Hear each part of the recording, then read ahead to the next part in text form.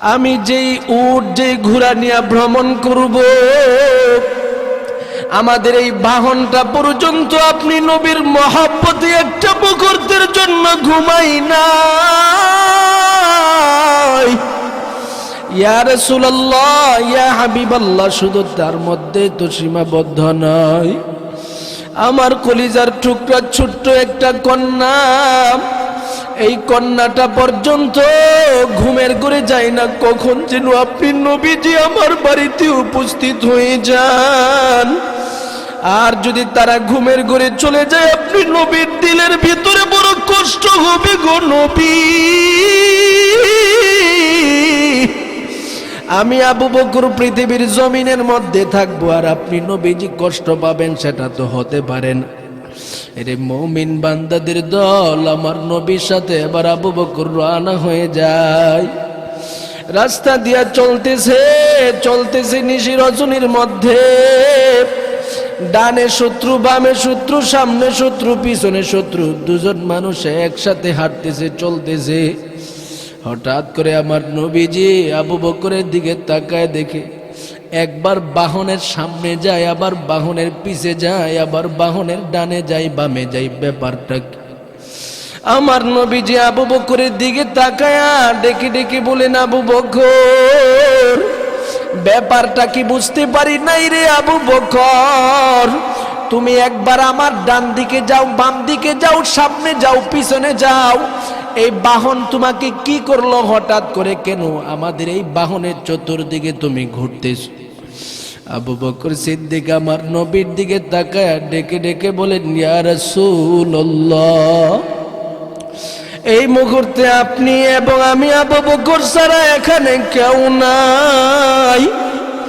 আর গোটা মক্কা নগরীর মধ্যে আপনার শত্রু আমি আবু বকরের শত্রুর অভাব নাই। কাফের মুশরিকিনরা দিলের ভিতরে বড় টেনশন না নিয়া, তারা তো বড় চিন্তা, কখন আপনি নবীজিকে মারবে, কখন আপনি নবীজিকে আঘাত করবি। হঠাৎ করে পিছন দিক থেকে যদি একটা তীর আপনি নবীজির দিকে নিক্ষেপ করে ফেলে গো নবী, এই তীরটা এসে যদি আপনি নবীর পিঠের মধ্যে পড়ে যায়, আর আপনি নবীজি যদি সাথে সাথে জমিনের মধ্যে লুটে পড়ে যান, আমি আমার মালিকের দরবারে জবাব দিব কি গো নবী। ও নবী, এই জন্য আমি আপনার একবার পিছনে যাই, সামনে যাই। যদিও কাফেরদের পক্ষ থেকে যত আঘাত আগমন করবে না কেন, সমস্ত আঘাত আমার পিঠের মধ্যে, আমার শরীরের মধ্যে ধারণ করে নিব।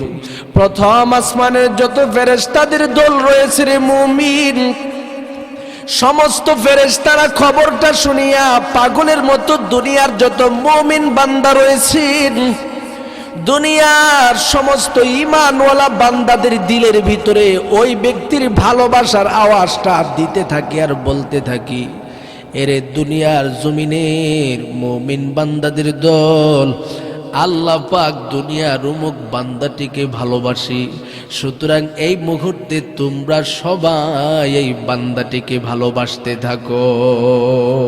সুবহানাল্লাহ, আরো জোরে আওয়াজ দিয়া বলেন সুবহানাল্লাহ। এই জন্য একটা মানুষ যদি আল্লাহর ভালোবাসা পেতে চায়, এই ব্যক্তির জন্য কি কি কাজ করার প্রয়োজন সেটা জানার প্রয়োজন আছে না নাই? আরো জোরে বলেন। এই বিষয়টা আজকে আমার তেলাওয়াতকৃত আয়াতের ভিতরে আল্লাহ পাক রব্বুল আলামিন দুনিয়ার সমস্ত মানব জাতির সম্মুখে বলে দিয়েছেন। আল্লাহ বলে, রে বান্দাদের দল, আমি মালিকের ভালোবাসা যদি তোমাদের দিলের ভিতরে রাখতে চাও, আমি আল্লাহর পক্ষ থেকে তোমাদের সামনে ঘোষণা প্রদান করে দিচ্ছি, কুল ইন কুনতুম তুহিব্বুনাল্লাহ ফাত্তাবিউনি ইউহিব্বুকুমুল্লাহ ওয়া ইয়াগফির লাকুম যুনুবাকুম ওয়াল্লাহু গফুরুর রহিম।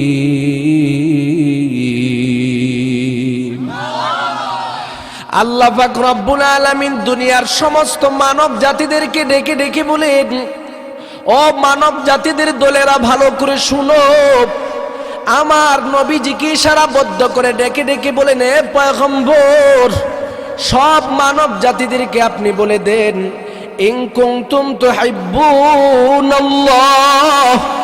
যদি তোমরা আল্লাহর ভালোবাসা তোমাদের নিজেদের মধ্যে রাখতে চাও, তোমাদের জন্য যা জরুরি সেটা হলো ফাত্তাবিউনি, আমি নবীজির অনুসরণ করা। তোমার ব্যক্তিগত জীবনের মধ্যে আমি নবীর সুন্নত প্রতিষ্ঠা করো, আমি নবীজির অনুসরণ তোমার জীবনের মধ্যে প্রতিষ্ঠা করো। তোমার ফ্যামিলিগত জীবনের মধ্যে আমি নবীর অনুসরণ প্রতিষ্ঠা করো। তোমার সামাজিক জীবনের মধ্যে আমি নবীর সুন্নত প্রতিষ্ঠা করো, নবীর অনুসরণ করতে থাকো। এইভাবে জীবনটাকে আমি নবীর অনুসরণের মাধ্যমে সুসজ্জিত করো।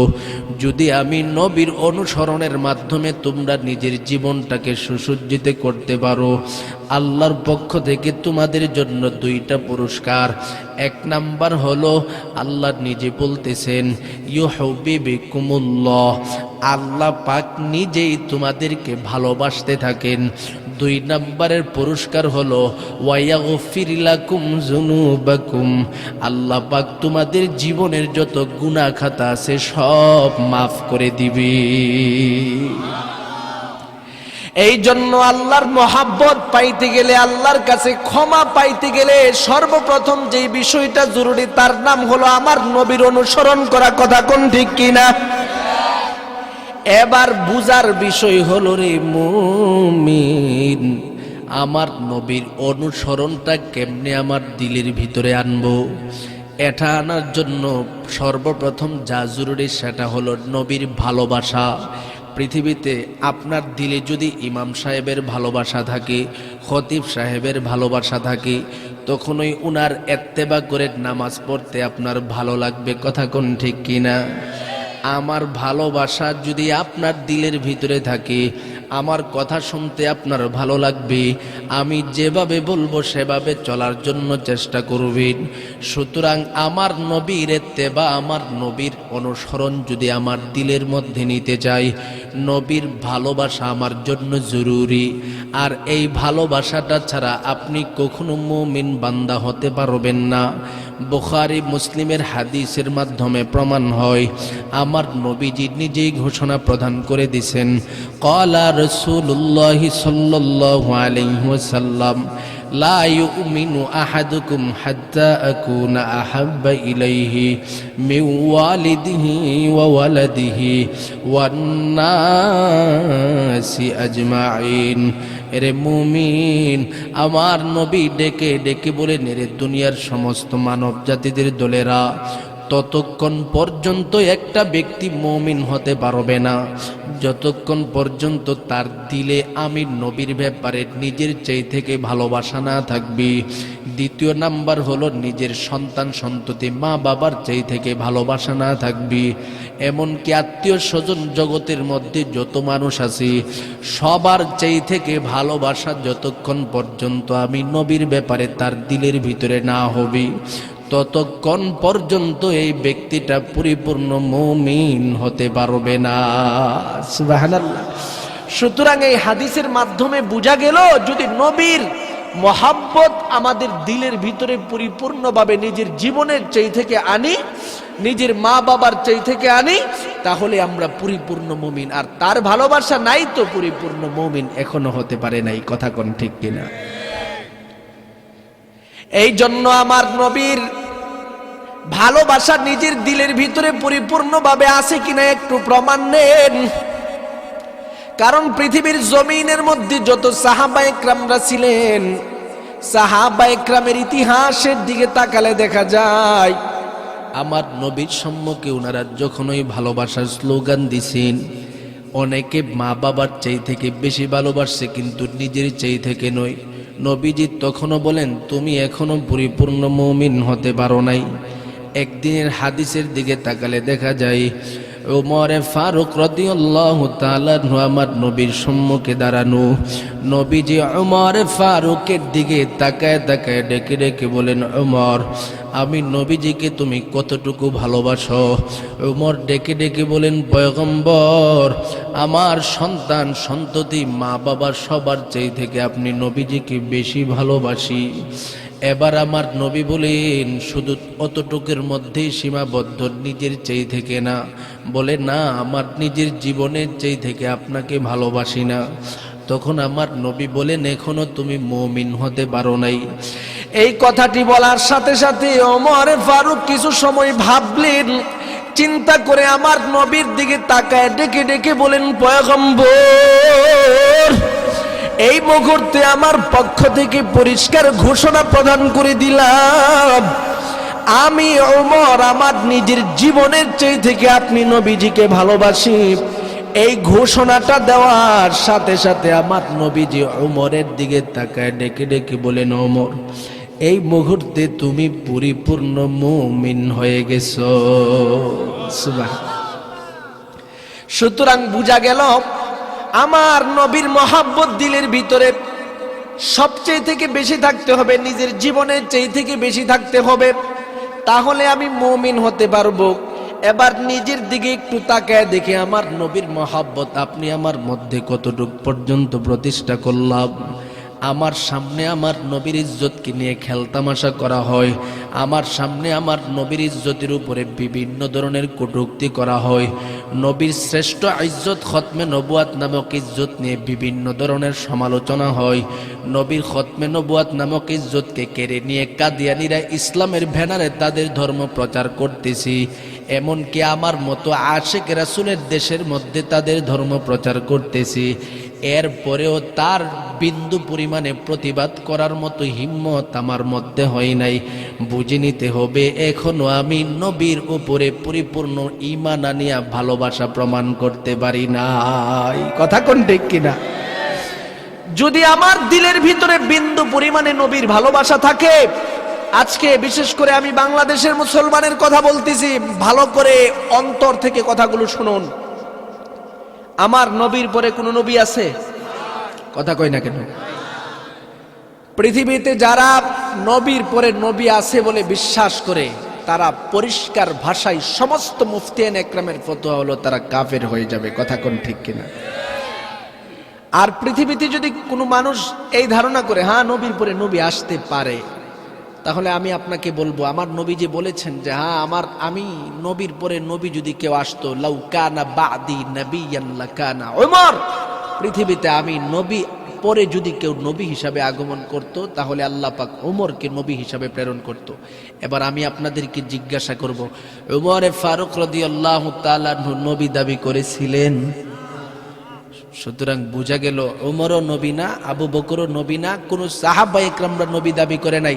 হযরত বাইজিদ বুস্তামি রহমাতুল্লাহি আলাইহি, হযরত আব্দুল কাদের জিলানী রহমাতুল্লাহি আলাইহি, পাশাপাশি পৃথিবীতে যত আল্লাহওয়ালা বুজুর্গানে দিনরা আগমন করেছেন, উনাদের দিকে তাকালে দেখা যায় উনারা কেউ কখনো উনাদেরকে যত বড়ই বুজুর্গ হয়েছে নবী দাবি করে নাই। কথা কোন ঠিক কিনা? সুতরাং এই মুহূর্তে যদি আমার নবীর খতমে নবুয়াত নামক ইজ্জতের উপরে আঘাত করতে থাকে আর বলতে থাকে না নবীর পরে নবী আছে, তাহলে বুঝে নিতে হবে এই ব্যক্তিটা সম্পূর্ণভাবে কাফের হয়ে গেছে, বিন্দু পরিমাণে কোনো সন্দেহ নাই। কথা কোন ঠিক কিনা?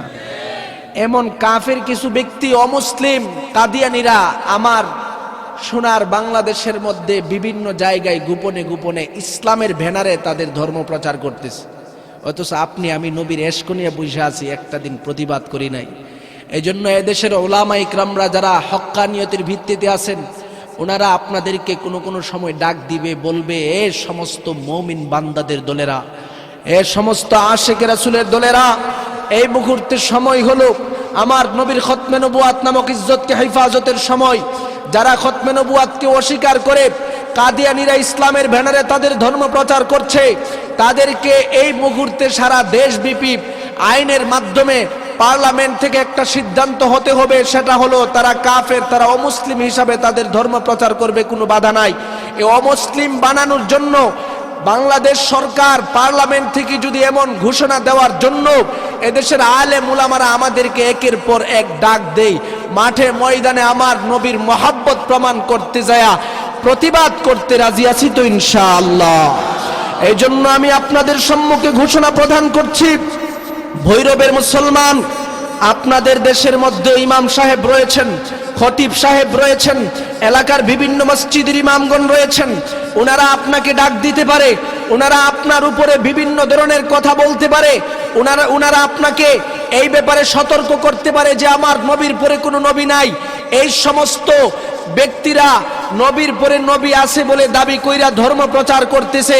এই ব্যক্তিদেরকে কাফের ঘোষণার লক্ষ্যে মাঠে ময়দানে কিছু সংবিধান ভিত্তিতে প্রতিবাদ করতে হবে। তোমরা যারা যেখানে থাকো সকলে মাঠে ময়দানে থাকো।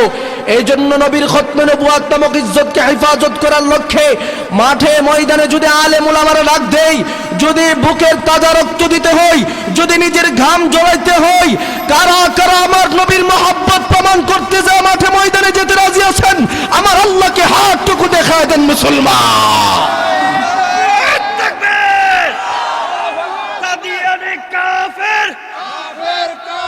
বলেন কাফের কাফের।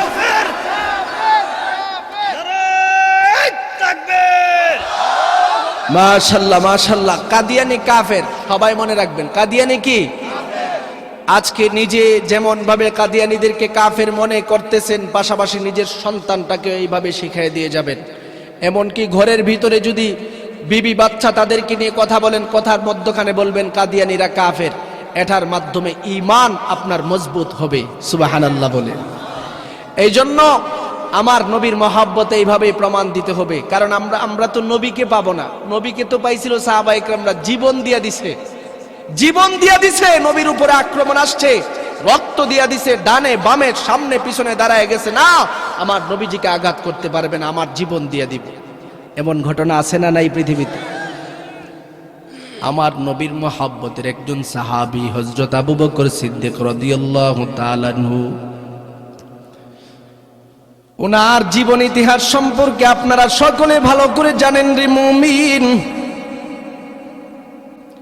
ইসলামের সূচনা লগ্নে যখন আমার নবী আবু বকর সিদ্দিক রাদিয়াল্লাহু তাআলা আনহুর কাছে ইসলাম ধর্ম প্রচার করেন, আবু বকর ধর্ম গ্রহণ করলেন, ঠিক সেই সময়ের মধ্যে আবু বকরকে নিয়ে আমার নবীজি মক্কা নগরীর বিভিন্ন অলিতে গুলিতে গোপনে গোপনে মানুষের কাছে দাওয়াত দেয়। একদিনের ঘটনার দিকে তাকালে দেখা যায় আমার নবীজি একদিন আবু বকর সিদ্দিক রাদিয়াল্লাহু তাআলা আনহুকে নিয়ে গোপনে গোপনে দাওয়াতের কার্যসমূহ করতেছি। হঠাৎ করে কাফের মুশরিকিনদের লিডারেরা, এলাকার যত হিংস্র যুবক সন্তান ছিল তাদেরকে বলে দিছি, মুহাম্মদ এবং আবু বকরের প্রতিবাদ তোমরা করো, মুহাম্মদ এবং আবু বকরকে তোমরা আঘাত করো, না হয়তো আমাদের বাপদাদার ধর্ম মক্কাতে থাকবে না। এই মুহূর্তে তোমরা তার ব্যাপারে একটা সিদ্ধান্ত নাও।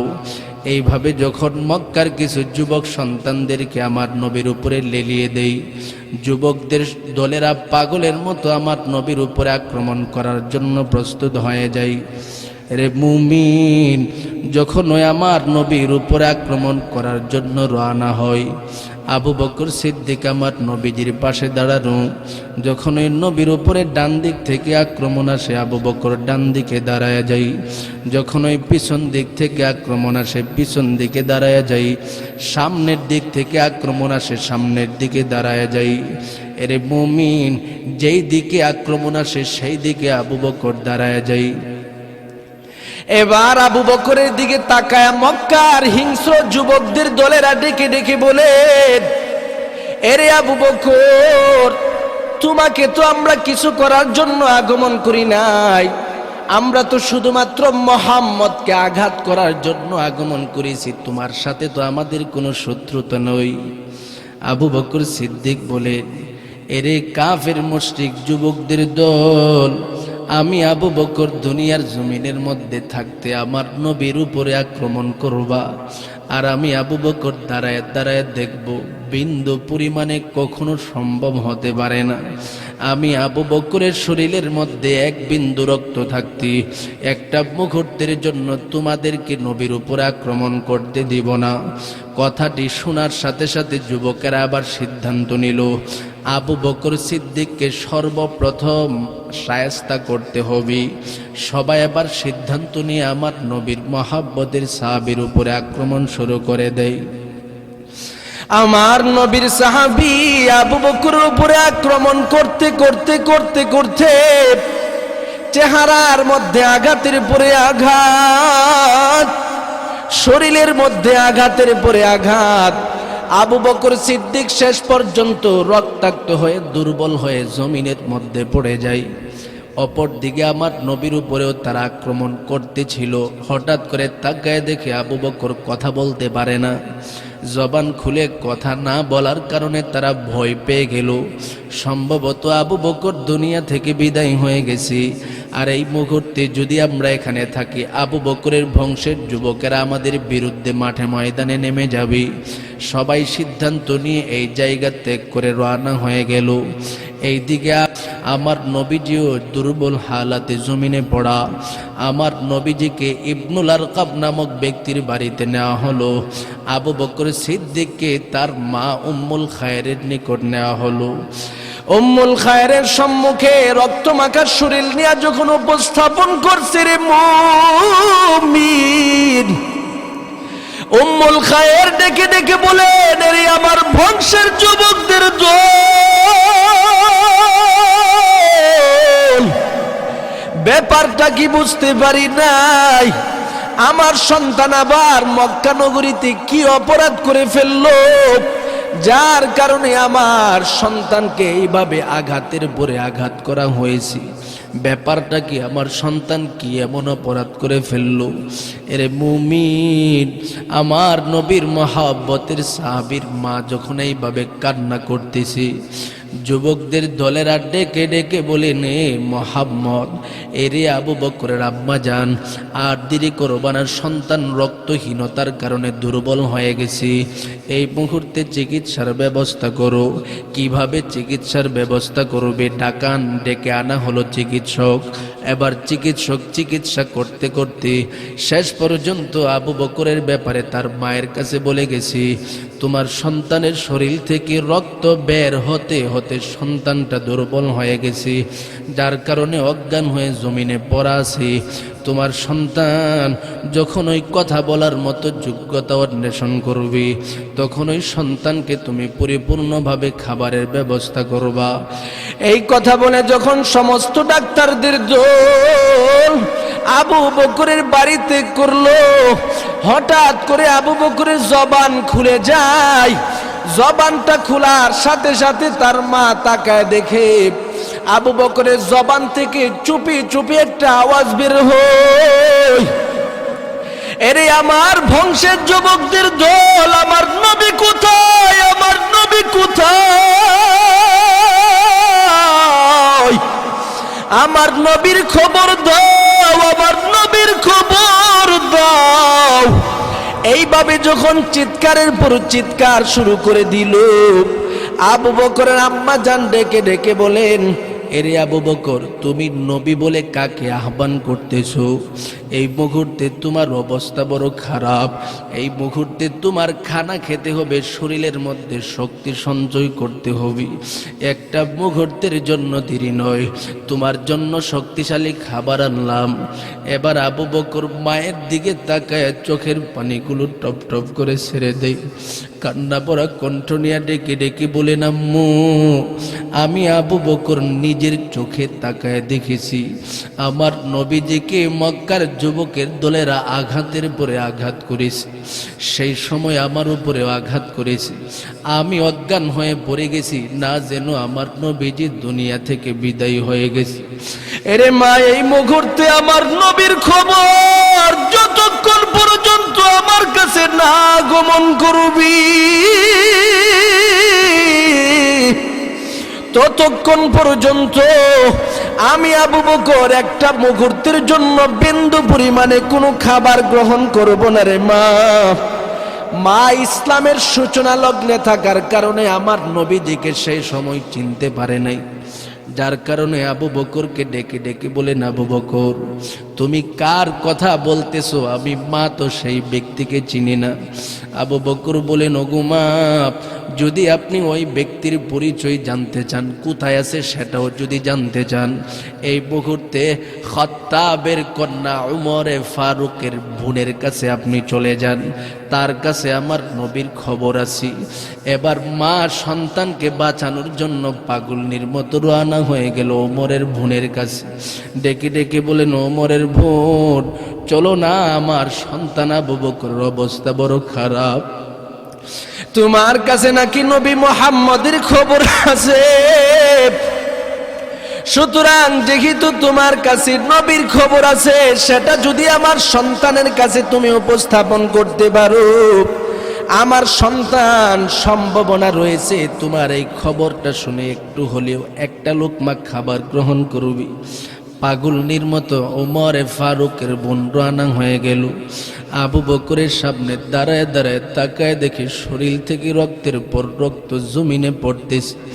আবু বকরের দিকে তাকায় ডেকে ডেকে বলেন, আবু বকর আর একটা মুহূর্তের জন্য দেরি করবা না, খাবার খাও, আমার নবী এখনো সুস্থ আছে। নবীজি ইবনুল আরকাম নামক ব্যক্তির বাড়ির মধ্যে বসবাস করতেছি। এরে মুমিন, কথাটি শোনার সাথে সাথে আবু বকর ডেকে ডেকে বলেন, এরে বোন, একটা মুহূর্তের জন্য কোনো লোকমা খাবার আমি গ্রহণ করব না, যতক্ষণ পর্যন্ত আমার নবীর বরকতপূর্ণ চেহারাটা আমি না দেখতে পারবো। এই কথাটা শোনার সাথে সাথে মা পাগল হয়ে গেছে। এরে আবু বকর, তোমার অবস্থা তো বড় খারাপ, তুমি তো শুনছো নবী সুস্থ আছে, তারপরেও কেন তুমি খাবার গ্রহণ করবা না? আবু বকর সিদ্দিক চোখের পানিগুলো টপ টপ করে ছেড়ে দিয়া কান্না ভরা কণ্ঠ নিয়ে ডেকে ডেকে বলেন, ওগো মা, আমার নবীর চেহারাটা যদি আমি দেখতে না পারি, আমার ভিতরে কোনো খাবার ঢুকবে না গো মা। এই দুনিয়াতে খাবার খেয়ে আমার কি লাভ যদি আমার নবীকে আমি দেখতে না পারি? কথাটি শোনার সাথে সাথে মা এবার বলল, ঠিক আছে, এবার তুমি আমাদের সাথে চলো। আবু বকর সিদ্দিক পরিপূর্ণভাবে হাঁটতে পারে না, চলতে পারে না, মায়ের কাঁধের মধ্যে ভর করে ওমরে ফারুকের বোনের কাঁধে একটা হাত, অপর দিকে আবু বকরের মায়ের কাঁধের মধ্যে একটা হাত, দুজনের কাঁধে দিয়ে বিনায় বিনায় কান্না করতে করতে ধীরে ধীরে হাঁটতেছে। শেষ পর্যন্ত ইবনুল আরকাম নামক ব্যক্তির বাড়িতে যখন চলে যাই, এরে মুমিন, আমার নবীজি অসুস্থ অবস্থায় জমিনের মধ্যে পড়া।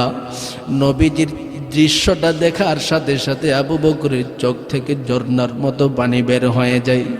কান্না ভরা কণ্ঠ নিয়ে ডেকে ডেকে বলেন, ও পয়গম্বর, ইয়া রাসূলুল্লাহ, ইয়া হাবিবাল্লাহ, আপনি কি সুস্থ আছেননি বলেন? আমার নবীজি আবু বকরের রক্তমাখা শরীরটা দেখার সাথে সাথে চোখের পানিগুলো টপ টপ করে ছেড়ে দেয়। কান্না ভরা কণ্ঠ নিয়ে ডেকে ডেকে বলেন, রে আবু বকর, তোমার শরীরের অবস্থা বড় খারাপ, এরপরেও তুমি আমাকে নিয়ে টেনশন করতেছো, চিন্তা করতেছো রে আবু বকর।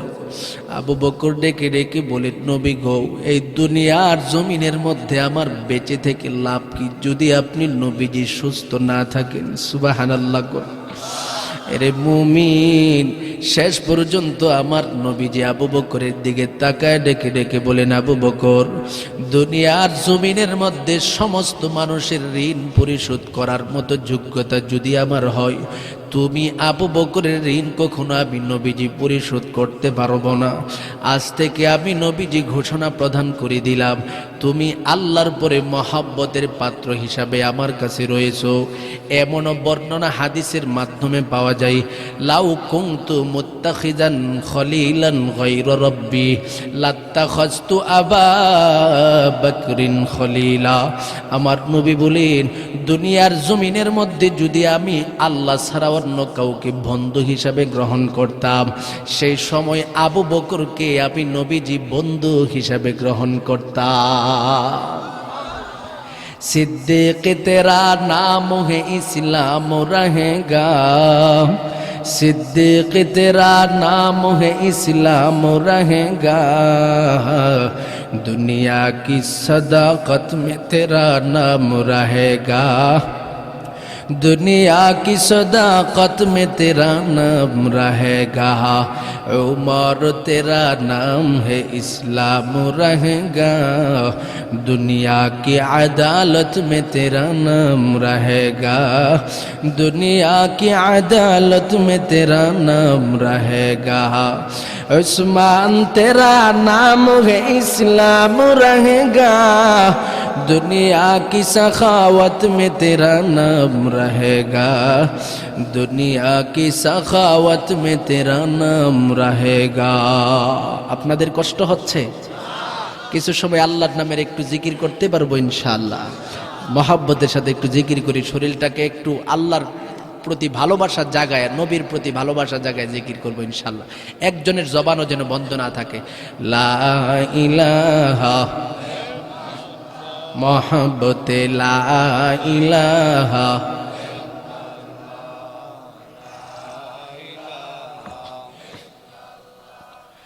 লা ইলাহা ইল্লাল্লাহ, লা ইলাহা ইল্লাল্লাহ, লা ইলাহা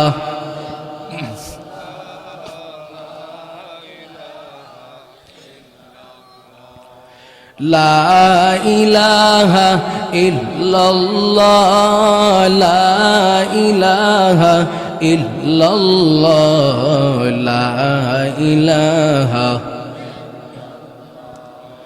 নামাজ রোজা সৈর না, মা বাবার খেদমত ভইল না, নামাজ রোজা সৈরা দিলে, মা বাবার খেদমত ভুইলা গেলে, জান্নাত তুমি পাইবা না, লা ইলাহা ইল্লাল্লাহ, লা ইলাহা।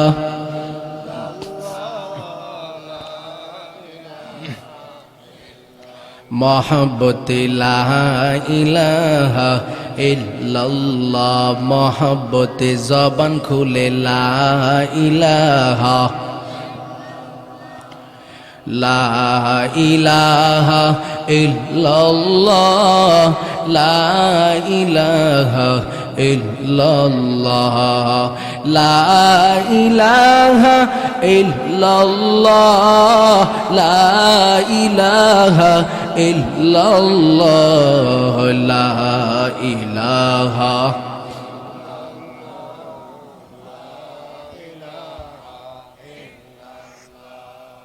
লা ইলাহা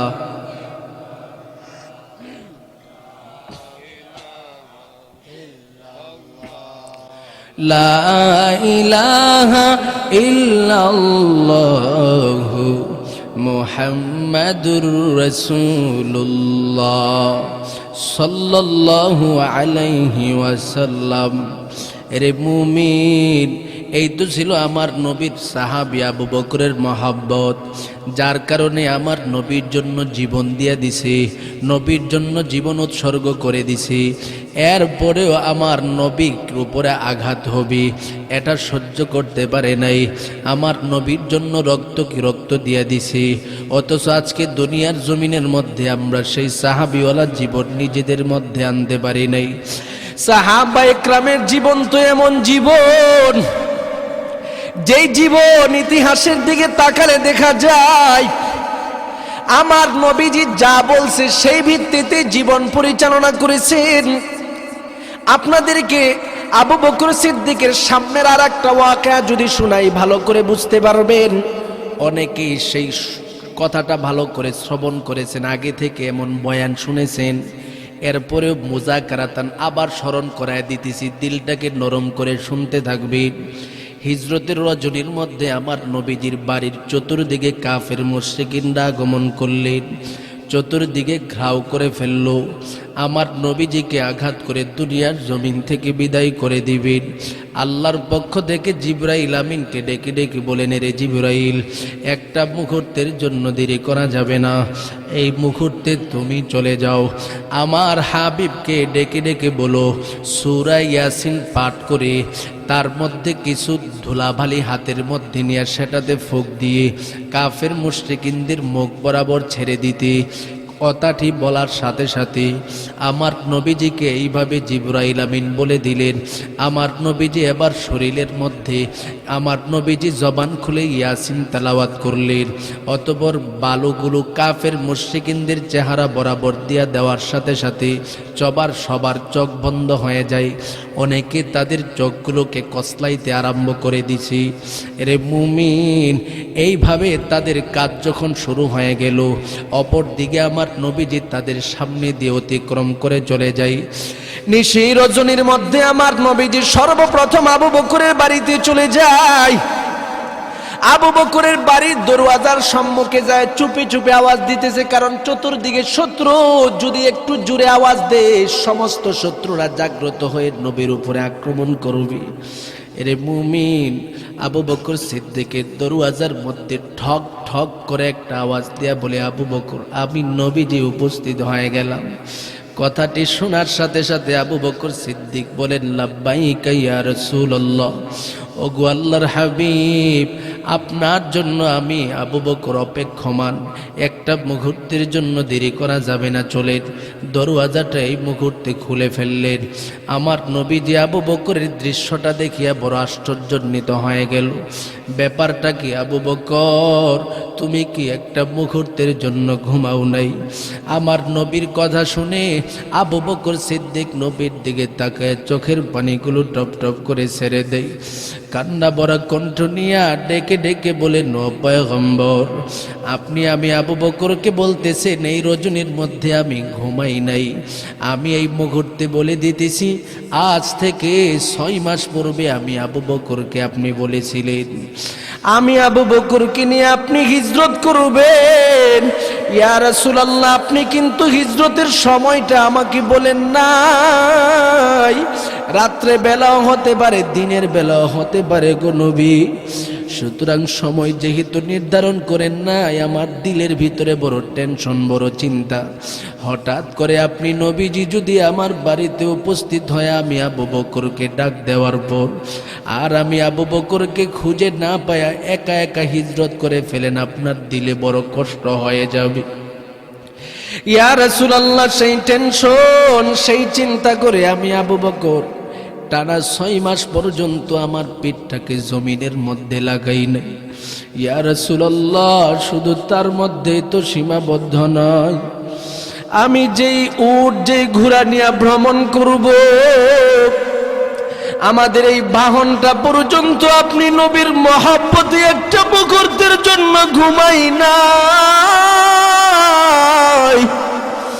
ইয়া রাসূলুল্লাহ, ইয়া হাবিবাল্লাহ, শুধু তার মধ্যে তো সীমাবদ্ধ নয়, আমার কলিজার টুকরা ছোট্ট একটা কন্যা, এই কন্যাটা পর্যন্ত ঘুমের ঘরে যায় না। কখন যেন আপনি নবীজি আমার বাড়িতে উপস্থিত হয়ে যান।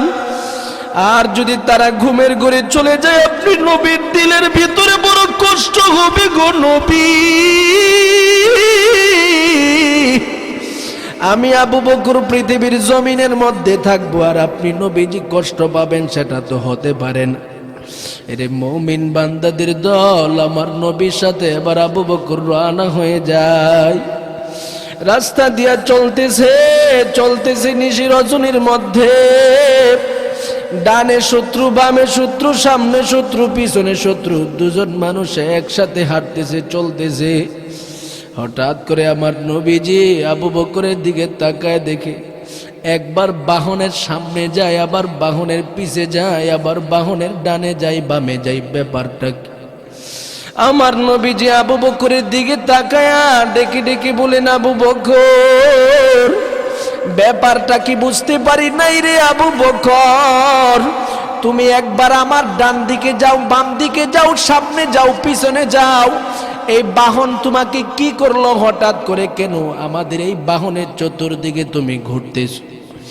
আবু বকর সিদ্দিক আমার নবীর দিকে তাকায় ডেকে ডেকে বলেন, ইয়া রাসূলুল্লাহ, এই মুহূর্তে আপনি এবং আমি আবু বকর ছাড়া এখানে কেউ নাই। আর গোটা মক্কা নগরীর মধ্যে আপনার শত্রু আমি আবু বকরের শত্রুর অভাব নাই। কাফের মুশরিকিনরা দিলের ভিতরে বড় টেনশন না নিয়া তারা তো বড় চিন্তা, কখন আপনি নবীজিকে মারবে, কখন আপনি নবীজিকে আঘাত করবি। হঠাৎ করে পিছন দিক থেকে যদি একটা তীর আপনি নবীজির দিকে নিক্ষেপ করে ফেলে গো নবী, এই তীরটা এসে যদি আপনি নবীর পিঠের মধ্যে পড়ে যায়, আর আপনি নবীজি যদি সাথে সাথে জমিনের মধ্যে লুটে পড়ে যান, আমি আমার মালিকের দরবারে জবাব দিব কি গো নবী। ও নবী, এই জন্য আমি আপনার একবার পিছনে যাই, সামনে যাই। যদিও কাফেরদের পক্ষ থেকে যত আঘাত আগমন করবে না কেন, সমস্ত আঘাত আমার পিঠের মধ্যে, আমার শরীরের মধ্যে ধারণ করে নিব। এরপরে আমার নবীজির উপরে যেন একটা আঘাত আগমন না করি। এরে মুমিন বান্দাদের দল, কি পরিমাণে ভালোবাসা থাকলে একটা মানুষ নিজের জীবনকে নবীর জন্য এত উৎসর্গ করতে পারে। আজকে তো আপনি আমি নবীর মহাব্বতের দাবিদার রয়েছি, আজকে আমরা নবীকে পাবো না, নবীর জন্য জান কুরবান দেওয়ার মতো কোনো সিস্টেম আমাদের হাতে নাই। এই মুহূর্তে আমাদের উচিত হলো সাহাবায়ে কেরামের জীবন ইতিহাসগুলো পরিপূর্ণভাবে দেখি। ওনারা নবীর জন্য জীবন দিয়েছে, আমাদের জন্য উচিত হলো নবীর সুন্নতের জন্য জীবন দেওয়া। ওনারা নবীর কাজের জন্য জীবন দিয়েছে, আমাদের উচিত হলো নবীর প্রত্যেকটা আদর্শকে গোটা সেক্টরে সেক্টরে প্রতিষ্ঠা করা, আমার ব্যক্তিগত জীবনের মধ্যে প্রতিষ্ঠা করা, আমার সামাজিক জীবনের মধ্যে প্রতিষ্ঠা করা। কারণ আমার নবী বলেন, ক্বালা রাসূলুল্লাহ সাল্লাল্লাহু আলাইহি ওয়াসাল্লাম, মান আহাব্বা সুন্নতি ফাকাদ আহাব্বানি ওয়া মান আহাব্বানি কানা মাই ফিল জান্নাহ। দুনিয়াতে কেউ যদি আমি নবীর সুন্নতকে ভালোবাসি, সে যেন আমি নবীজিকে ভালোবাসলো। আর ওয়ামান আহাব্বানি, যে ব্যক্তি আমি নবীজিকে ভালোবাসলো, কানা মাই ফিল জান্নাহ, ওই ব্যক্তিটা আমি নবীর সাথে জান্নাতের ভিতরে থাকবি। সুবহান। कुदरत का तमाशा है मदीने के गली में, जन्नत का नमूना है मदीने के गली में, जन्नत का नमूना है मदीने के गली में है। अल्लाह को मालूम है किया नूर खुदाई हर वक्त चमकता है मदीने के गली में, हर वक्त चमकता है मदीने के गली में है। ईमान का हासिल नहीं गैर इश्क मदीना, मरने की तमन्ना ही मदीने के गली में, मरने की तमन्ना ही मदीने के गली में है। এরে মুমিন, আমার নবীর সুন্নতের জন্য জীবন উৎসর্গ করতে হবে, কারণ আমার দিলের ভিতরে তো নবীর ভালোবাসা বিদ্যমান। যদি নবীর ভালোবাসা আমার দিলের ভিতরে বিন্দু পরিমাণে থাকে, নবী যেইভাবে ফ্যামিলিগত জীবন প্রতিষ্ঠা করেছি, আমি আমার সেই জীবন প্রতিষ্ঠা করব। আমার নবী যে আমার জন্য যা দিয়ে গেছে সবগুলোকে পরিপূর্ণভাবে গ্রহণ করব। এই জন্যই তো আমার নবী বলেন, ক্বালা রাসূলুল্লাহ সাল্লাল্লাহু আলাইহি ওয়াসাল্লাম, মা আতাইতুকুম বিহি ফাখুযুহু ওয়া মা নাহাইতুকুম আনহু ফান্তাহু। আমি নবীজি তোমাদেরকে যেই বিষয় আদেশ করেছি সেটাকে গ্রহণ করো, যেই বিষয়ে আমি নবীজির নিষেধ প্রদান করেছি এই বিষয় থেকে নিজেকে সর্বহালাতে দূরে রাখো। এই জন্য পৃথিবীতে কোনো মানুষ যদি নবীর মহব্বতের দাবিদার হয়, নবী যে আদেশ করেছে সেটা বাস্তবায়ন করবে, যদি সেটা বাবার বিরুদ্ধে হয়। কথা কোন ঠিক কিনা? তার একটা উদাহরণ দিলে আপনারা ভালো করে বুঝতে পারবেন রে মুমিন। সাহাবায়ে কেরামরা তো এইভাবে আমার নবীজির ভালোবাসার প্রমাণ দিয়েছেন। যদিও বাবার বিরুদ্ধে চলে গেছে, যদিও মায়ের বিরুদ্ধে চলে গেছে, যদিও আত্মীয় স্বজন নিজের জীবনের বিরুদ্ধেও যদি নবীর কথাটা চলে গেছে, তারপরেও তারা আমার নবীর কথাটাকে বাস্তবায়ন করেছেন। তারও একটা মৌলিক উদাহরণ যদি আপনাদের সম্মুখে বলি বুঝতে পারবেন। আমার নবীর একজন মহব্বতের সাহাবীর নাম ছিলেন তলহা। সেই সাহাবীটা অত্যন্ত ছোট মানুষ ছিলেন। এই তলহার বাবার নাম ছিলেন বারা। প্রত্যেকটা দিন 3 দিন 4 দিন 5 দিন 1 সপ্তাহ পর পর আমার নবীর দরবারে তলহা নামক ছোট বাচ্চাটাকে নিয়ে বারা রাদিয়াল্লাহু তাআলা আনহু আমার নবীর দরবারে আগমন করি। একদিন আমার নবীর দরবারে উপস্থিত হয়ে ডেকে ডেকে বলেন, পয়গম্বর, আমার বাড়ি আঁকা বাঁকা পথ, পাহাড়ির সেই রাস্তার মধ্যে দিয়ে আসা যাওয়া করতে বড় কষ্ট হয়ে যায়। আজকে আপনি নবীর কাছ থেকে এমন কিছু নসিহত শুনে যাব যাতে করে 4 দিন 5 দিন পর্যন্ত সেই নসিহতের ভিত্তিতে চলতে পারি। নবীজি আবার তাকে পরিপূর্ণভাবে কিছু নসিহত করে দেয়।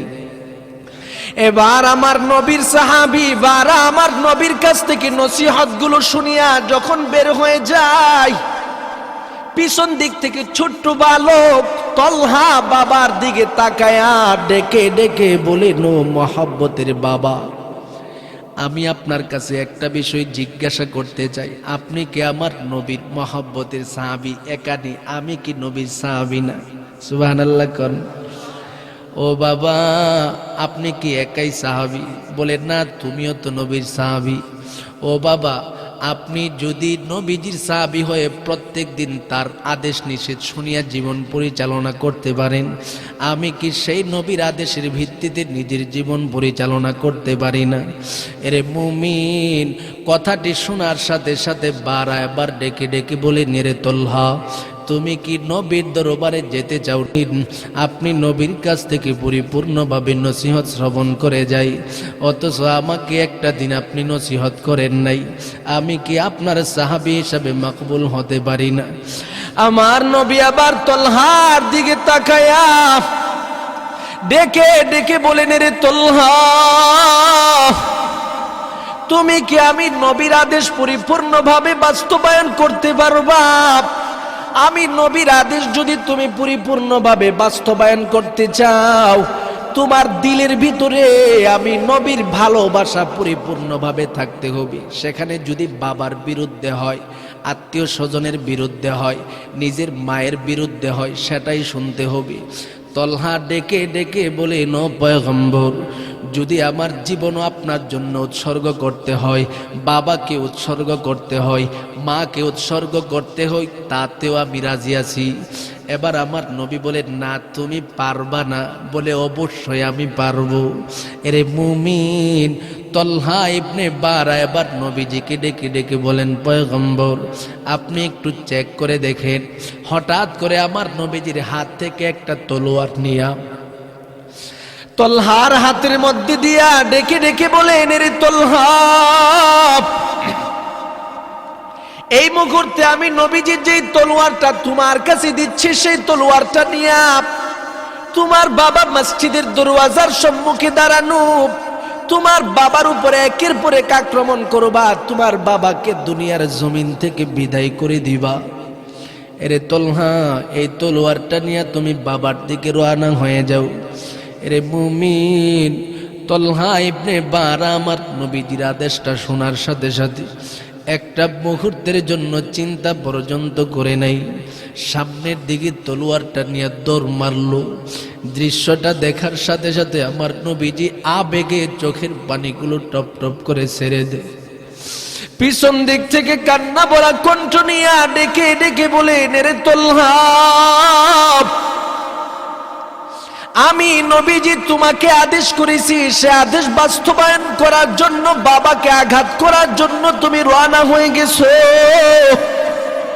এই মুহূর্তে আমি নবীজি ঘোষণা প্রদান করে দিতেছি, রে তলহা, আর সামনের দিকে একটা মুহূর্তের জন্য অগ্রসর হবে না।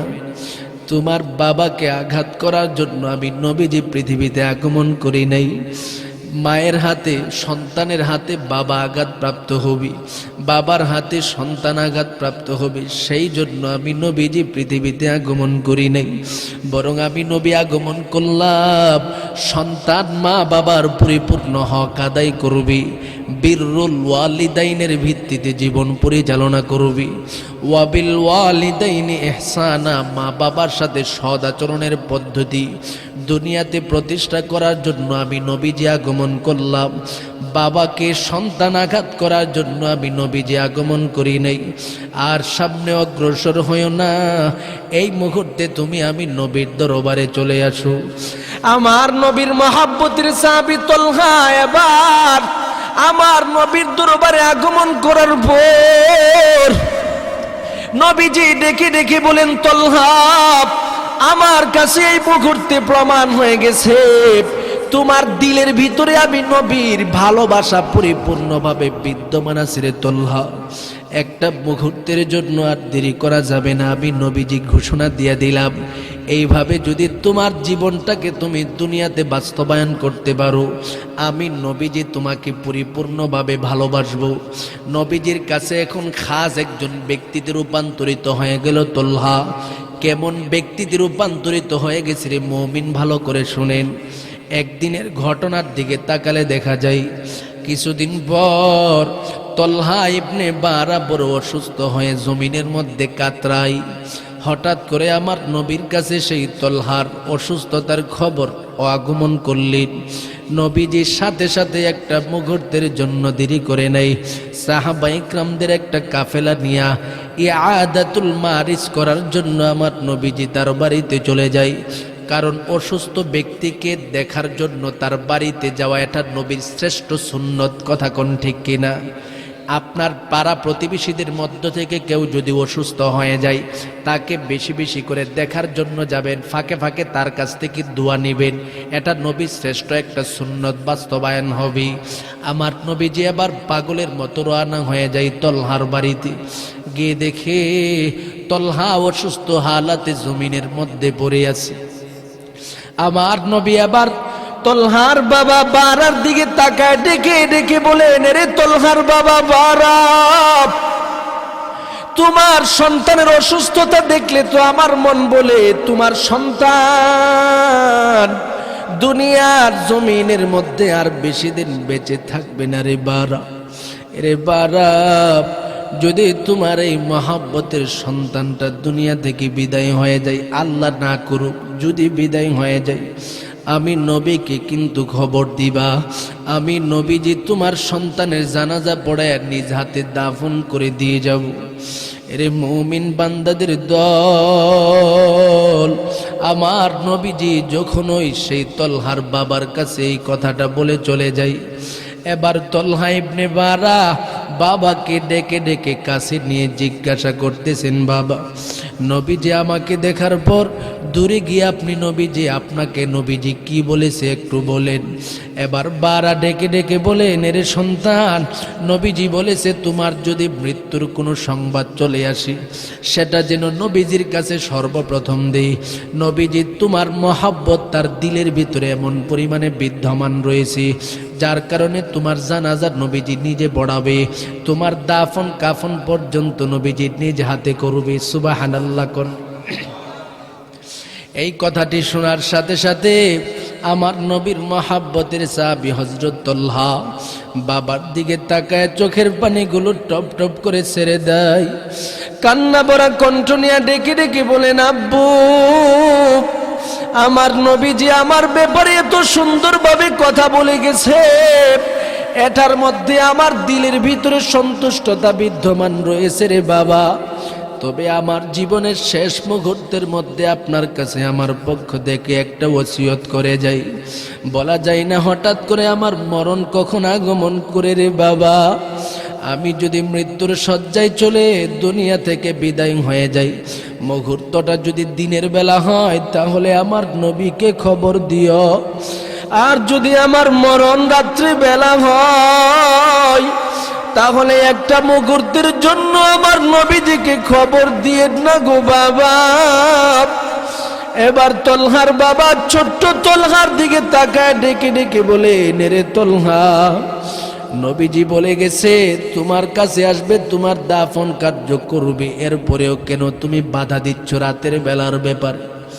তলহা এবার ডেকে ডেকে বলে, নগো আব্বু, আমার নবীজির ভালোবাসার প্রমাণ আমি যেইভাবে পাইলাম, যখনই আমার নবীর কাছে আমি তলহার মরণের খবরটা চলে যাবে রে বাবা, আমার নবীজি একটা মুহূর্তের জন্য সেই মদিনা নগরীর মসজিদের নববীতে থাকতে পারবে না। যদি আমার মরণের খবরটা নিশি রজনের মধ্যে আমার নবীর কাছে চলে যায় রে বাবা, আমার নবীজি পাগলের মতো আমার জানাজা পড়ার জন্য নিশি রজনীতেই চলে আসবে। ও বাবা, আমার দিলের ভিতরে বড় টেনশন হয়, বড় চিন্তা হয়। গোটা মদিনা নগরীর মধ্যে আমার নবীর শত্রুর অভাব নাই। ডানে শত্রু, বামে শত্রু, পিছনে শত্রু, সামনে শত্রু রে বাবা। আমার নবী আমার মৃত্যুর খবরটা শোনার সাথে সাথে যখন নিশি রজনীতে আমার বাড়িতে আগমন করবি,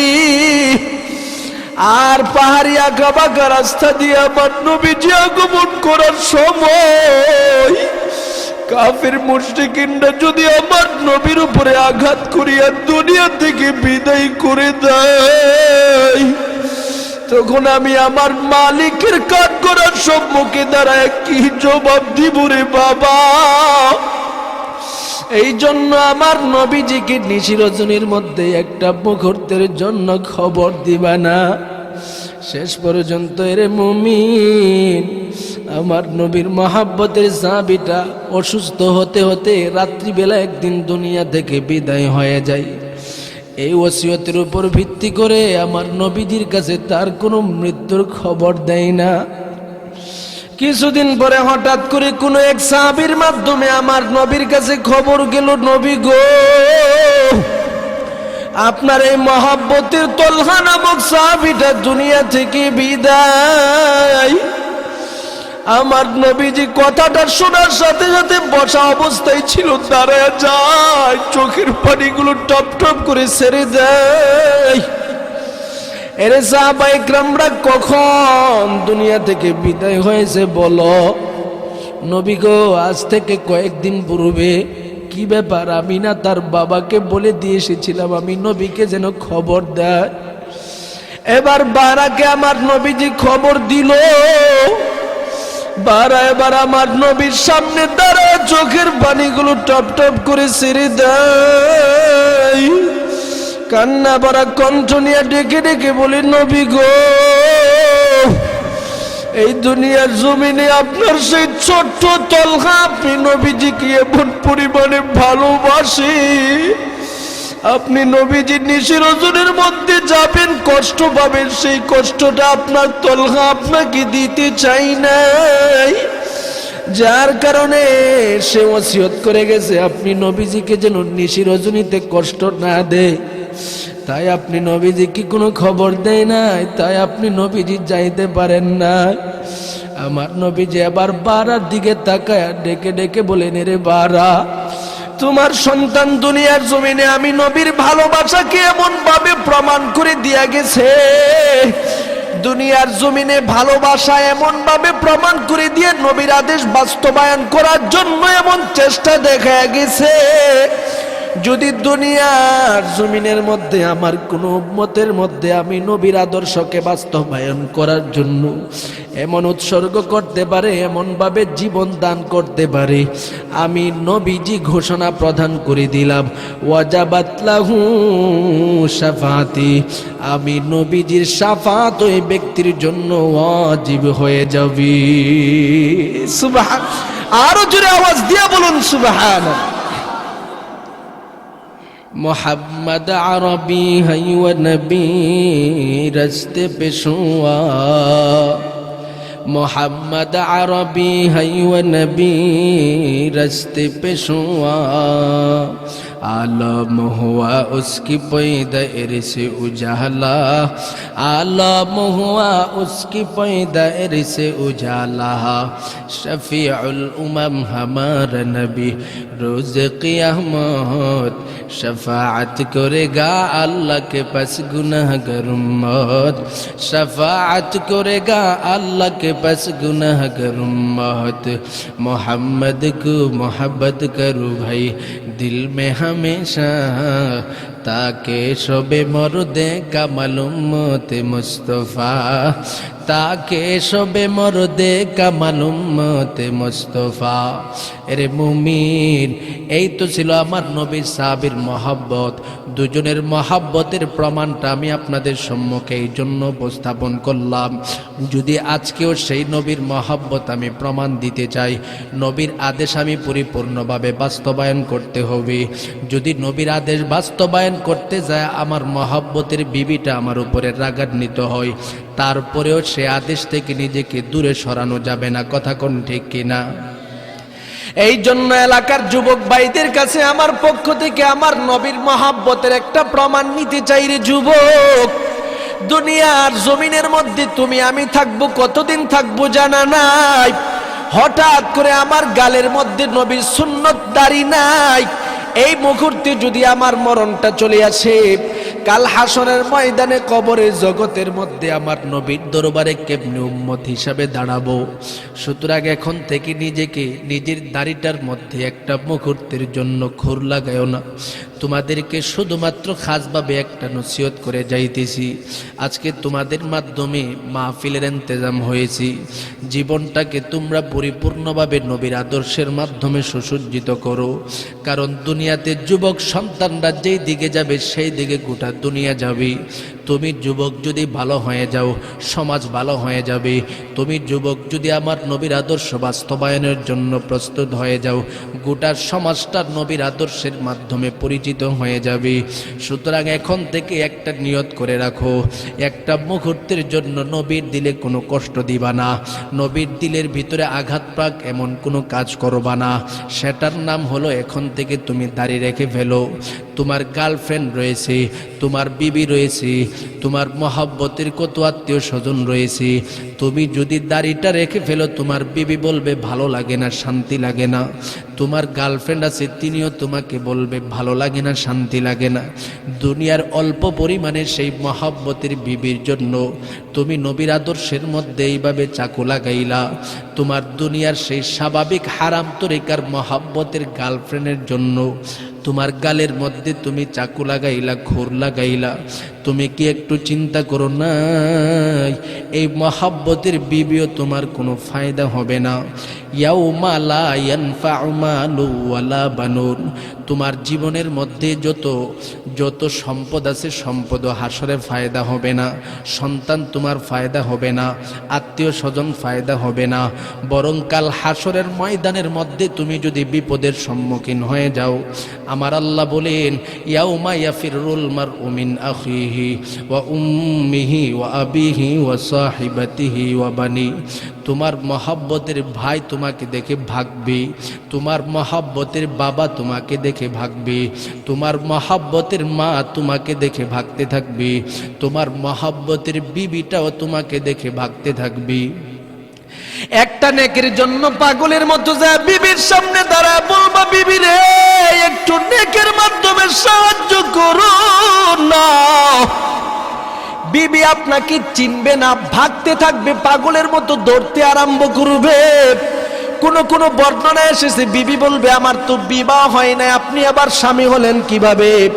আজকে সেই বিবিটাকে তুমি খুশি করার জন্য আমার নবী শ্রেষ্ঠ আদর্শের উপরে তুমি আঘাত করো।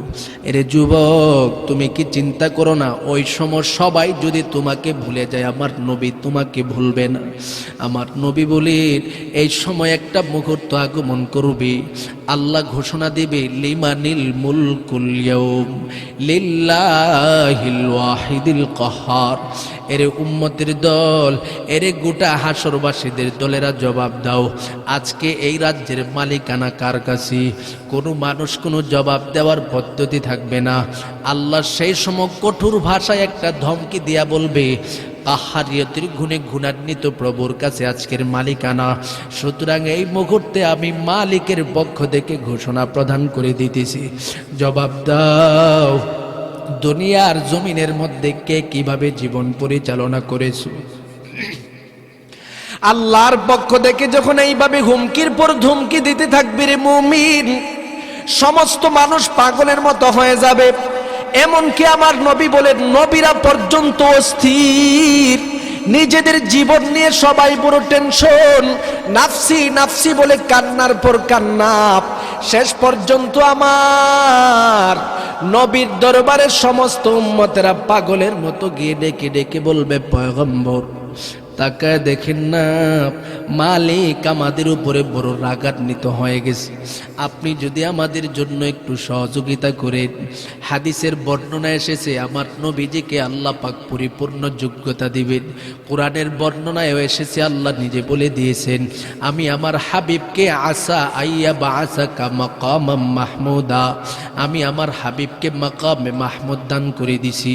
সেখানে আমার নবীজি চলে যাবেন, চোখের বাণীগুলো ছেড়ে দিয়ে আমার মালিকের দরবারে কাঁদবেন আর বলবেন, আল্লাহ উম্মতের অবস্থা বড় খারাপ, নবীরা পর্যন্ত দূর দূর করে সবাইকে দূরে সরাইয়া দিছে। আজকে এই মুহূর্তের মধ্যে আপনি যদি রাগান্বিত হয়ে থাকেন, যাওয়ার তো কোনো পথ নাই। আমার নবীজি যখন আমার মালিকের কাঠগড়ার সম্মুখে দাঁড়ায় চোখের পানিগুলো ছেড়ে দিয়া কাঁদবে রে মুমিন,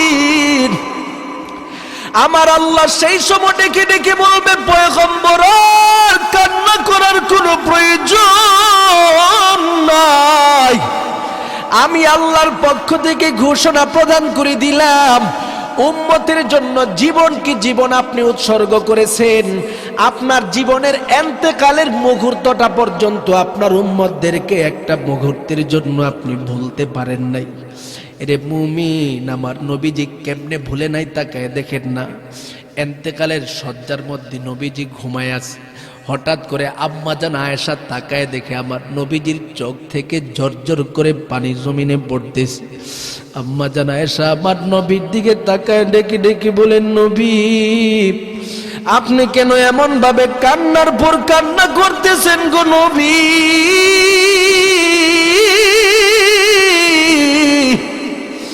আপনার তো দিলের ভিতরে কষ্ট থাকার কথা নয়, কারণ আপনার পূর্বের গুনাহ মাপ, পরের গুনাহ মাপ, আপনি নবীজির কোনো গুনাহ নাই, আপনি মাসুম, এরপরেও কেন কান্দেন? আমার নবী এবার আম্মাজান আয়েশার দিকে তাকায় তাকায় ডেকে ডেকে বলেন, আয়েশা তুমি বুঝবা না, দুনিয়ার জমিন থেকে আমি নবীজি যদি বিদায় হয়ে যাই, আমি নবীর নিজের জন্য একটা পরিমাণেও কান্না করি না, আমার উম্মতের অবস্থাটা কি হবে, আমার উম্মতের অবস্থাটা কি হবে? এ মায়ার উম্মতের জন্য আমি নবীজি কান্না করতেছি।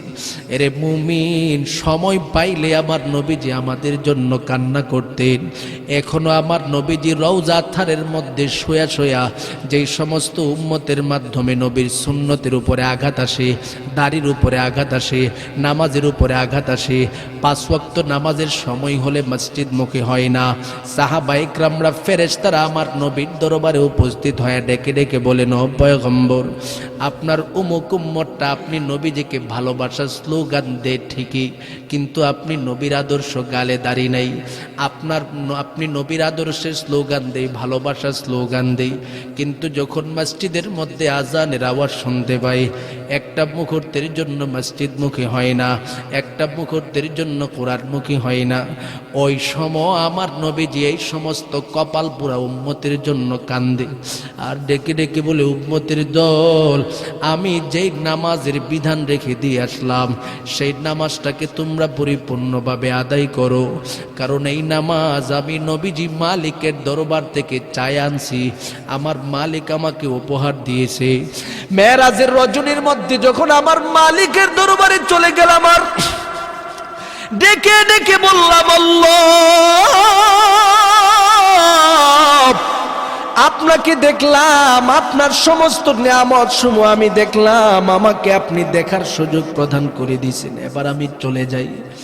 আমার নবীজিকে আল্লাহ ডেকে ডেকে বলেন, পয়গম্বর খালি হাতে যাবেন, সেটা তো আমি আল্লাহ বরদাস্ত করতে পারি না।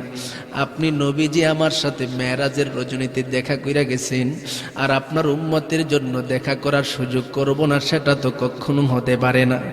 এই মুহূর্তে আমি আল্লাহ আপনাকে 50 ওয়াক্ত নামাজ দিয়ে দিলাম।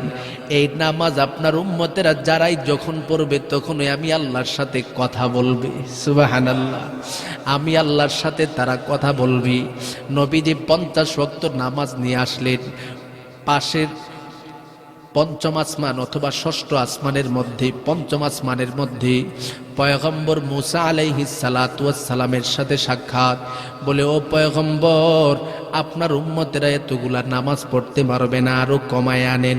এবার আমার নবীজি চলে গেলেন, আবার আসলেন, আবার কমায় আনেন, আবার চলে গেলেন, আবার আসলেন। এইভাবে আনতে আনতে পয়তাত করে যাই। আর কত নবীজিকে কষ্ট দিবা, আর কত নবীর কলিজার মধ্যে তুমি খুর লাগাইবা। আর নারে যুবক, এখন থেকে সিদ্ধান্ত নাও, নবীর ভালোবাসা দিলের ভিতরে নিয়ে একটা মুহূর্তের জন্য নিজের গালের মধ্যে সেই চাকু লাগাইবা না, খুর লাগাইবা না। এই নিয়তটা করিয়া ময়দান থেকে যাওয়ার চেষ্টা করো।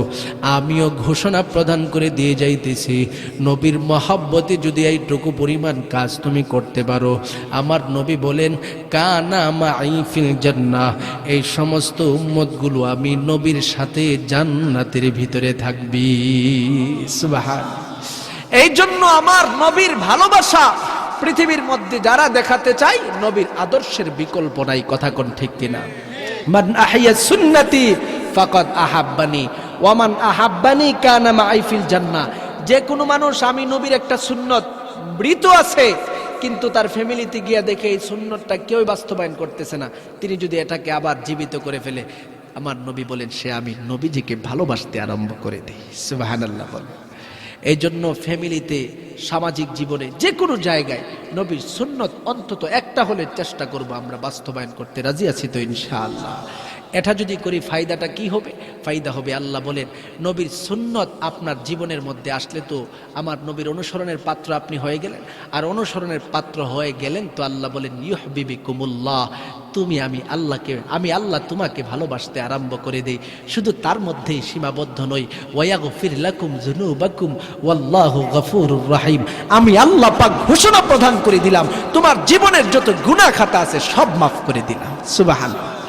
আল্লাহ পাক আমাদের সকলকে যে আয়াত তেলাওয়াত করলাম, সে আয়াতের ভিত্তিতে নবীর ইত্তেবা অনুসরণের মাধ্যমে জীবন পরিচালনা করে আল্লাহর ভালোবাসা দিলের ভিতরে আনার তৌফিক দান করেন। সকলে বলেন আমিন।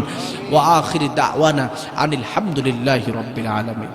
হুজুরের পরবর্তী ওয়াজ আসিতেছে আমাদের ইউটিউব চ্যানেলে, তাই সাবস্ক্রাইব করে সাথেই থাকুন।